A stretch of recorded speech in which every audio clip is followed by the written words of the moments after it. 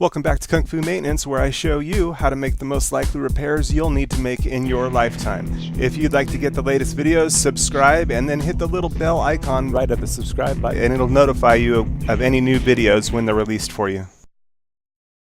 Okay, so we got another one that's low on Freon. And same thing, gonna go through and test it, see if we can figure out where the leak's coming from. It's not real bad, but it's just a little low. Should be colder.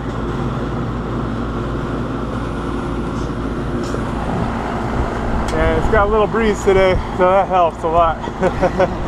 It's still hot though. It's maybe now about 95, 96.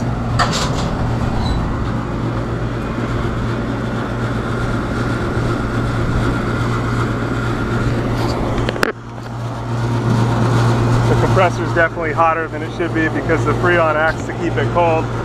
So this one I'm going to get some gloves on. And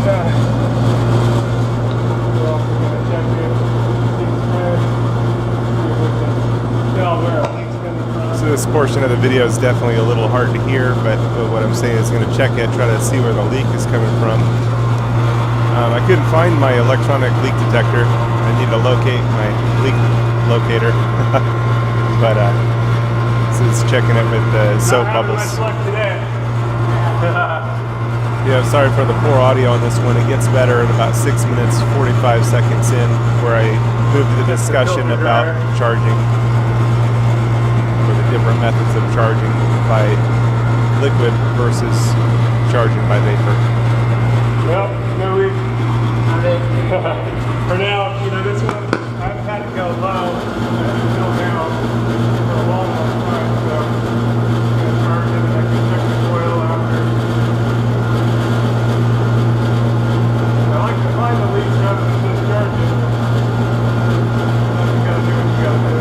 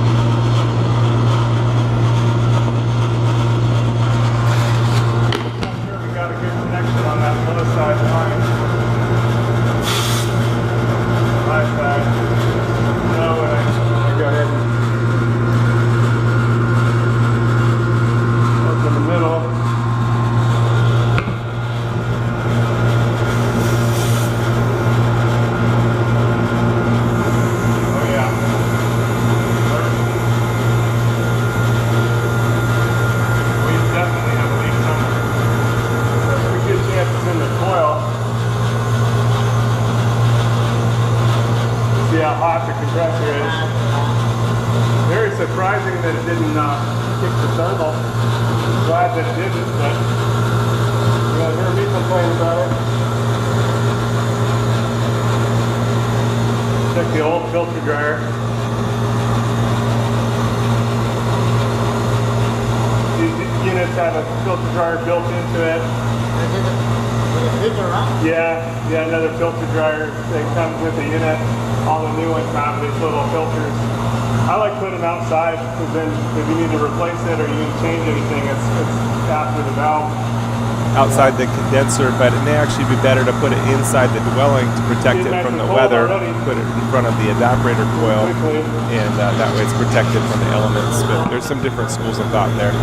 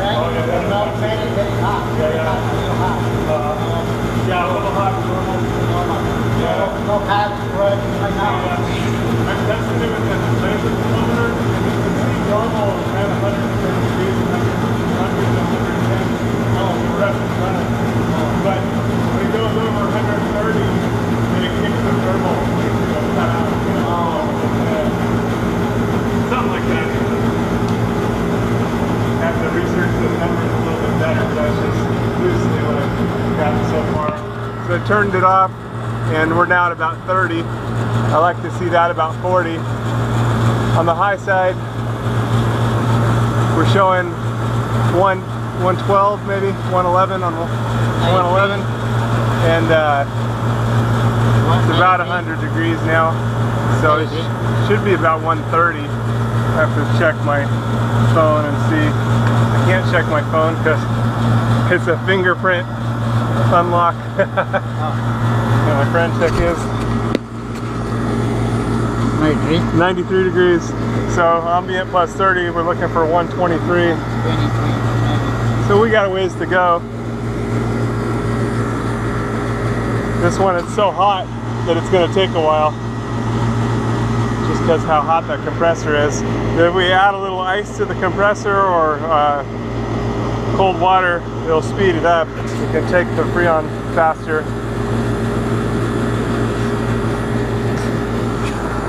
Yep. So we could also go inside and try to look at the coil and see if we can find the leak.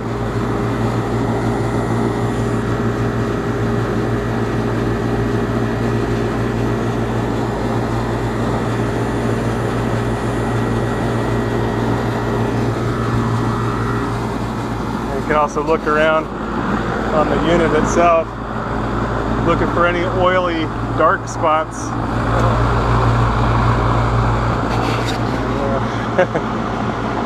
Sometimes you can see them inside when the unit's not running. Alright. This one's so hot that I'm going to add a little liquid because it's going to take forever.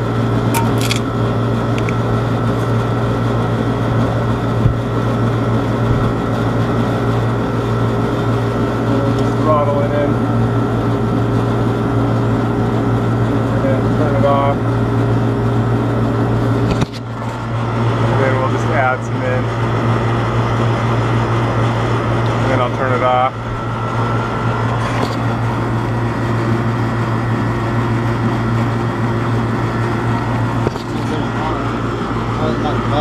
Yeah, a little. When this is done, you were watching that education? Yeah. It's just down. They all do liquid, huh? Yeah. Yeah. Why? Fast. That's not fast. Fast. But it's not as good for the compressor. But you know, the compressor breaks, they get the job. Oh, okay. So normal is right here. Yeah. It's low, no? Yeah, with vapor, it's much nicer and kinder to the compressor. Because with liquid, there's a chance that the compressor gets liquid slugging. The liquid can hit the piston and it can break the piston or it can do damage to the compressor. if you throttle it in, you know, you're okay, but a lot of times they don't even throttle it in. They just, you know. But some of them, they know if it goes wrong, I got the job. You know. When those open, it's yeah, it's just a little. Yeah, and then bring it back and kind of let it adjust. The other thing, it's really easy to overcharge with liquid. With vapor, it'd be hard to overcharge it. To put too much refrigerant would be hard. But with liquid, it's easy to give it too much refrigerant, and then now you got to recover refrigerant. People watching the people they see. Yeah. Right. Now, with R410, you have to charge it as a liquid because it's a blend of refrigerants. So R22, you can charge it as vapor or liquid, but R410A, you have to charge it as a liquid because it's a mix of refrigerants, and the only way to get that mix right is by charging it with liquid. But still the same thing, when you charge it by liquid, you should throttle it, you should be, you know, more careful and kinder to the compressor. But there's another way to do it with the unit off, is to use a scale and weigh it in. So if you know that your units take 7 pounds, 2 ounces, you can use a scale and you can weigh it in. So you have the unit off and you dump the liquid in through the high and the low side with the unit off. And then you run it and turn it and run it after it's got everything charged, you know. Yeah. No, it's good. Not recommendable. Yeah, that way's fine, jumping in. In fact, a lot of guys, when they replace a whole unit, that's the preferred method for some people. There's different schools of thought on it, but some people like weighing it in and running it because it's not running with liquid. You dump the liquid in, and then when you turn the unit on, and now it's running normally by vapor. But and again, with R410A, you have to do it that way because it's a blend refrigerant. You have to add the refrigerant, you know, either weighing it in or charging by liquid. But either way, you have to do it via liquid to make sure that blend is right.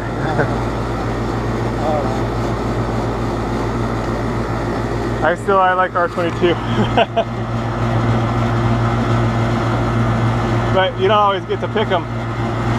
If you're at a property that has R410A, you got what you got. You gotta deal with what you have.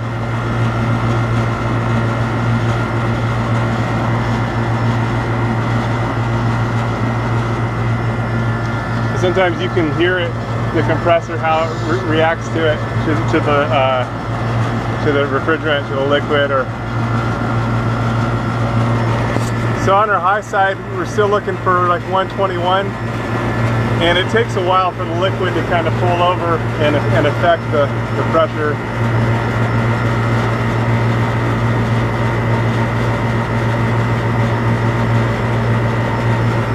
This one we're close.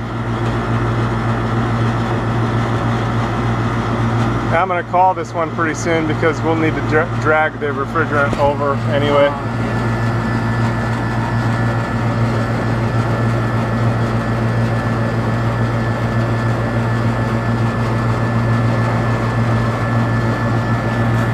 Almost lunchtime. I know.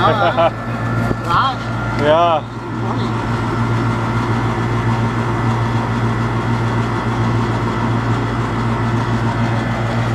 All right, that's looking pretty good there.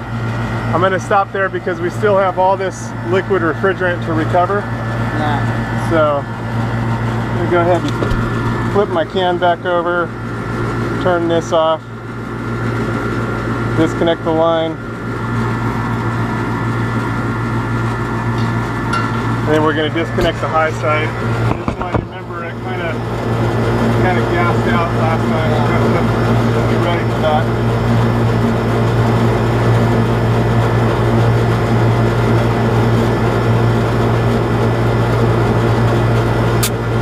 There we go. That's good. I can make sure my O-ring's in there.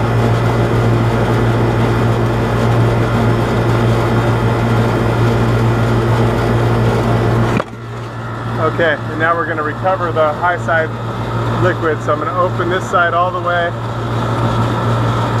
and then we're going to meter it in little by little. We're going to recover that refrigerant from the hose lines.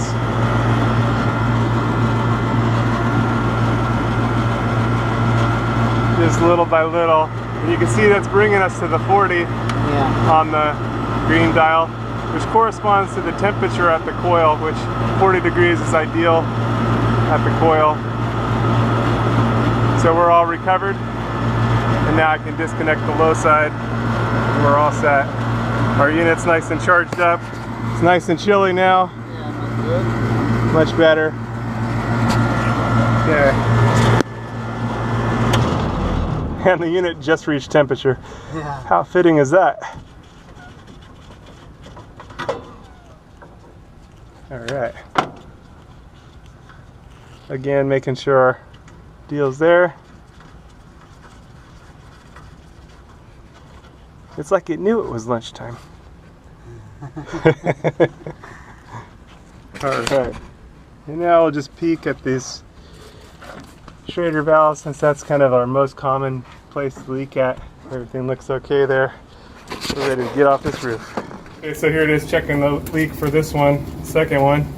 Didn't have any luck on the first one, and this one I may need the dye test on as well. But charged it, and it's getting nice and cold. But I'm gonna try to find this leak, but also wanted to show you the difference between the A-frame coil and the slant coil. So this one's a slant coil. I'll show you right here. Right here is a service door switch. It's been, looks like it's taped shut. Most likely been bypassed actually. But here's the slant coil, and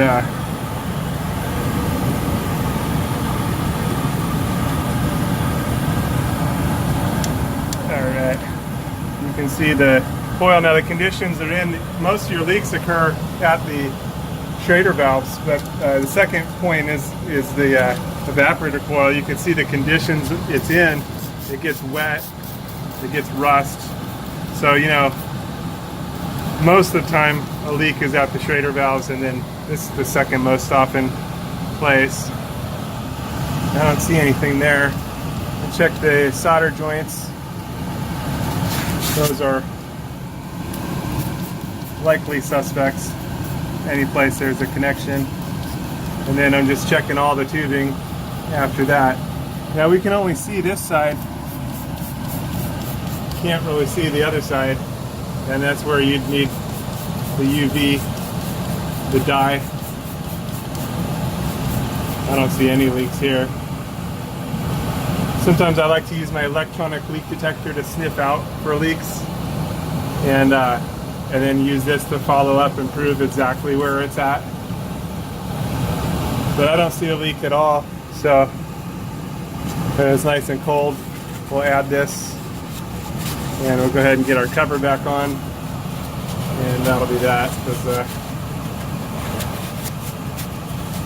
this one's going to start frosting up real fast. But anyway, that's the slant coil, the difference between the slant coil and the A coil.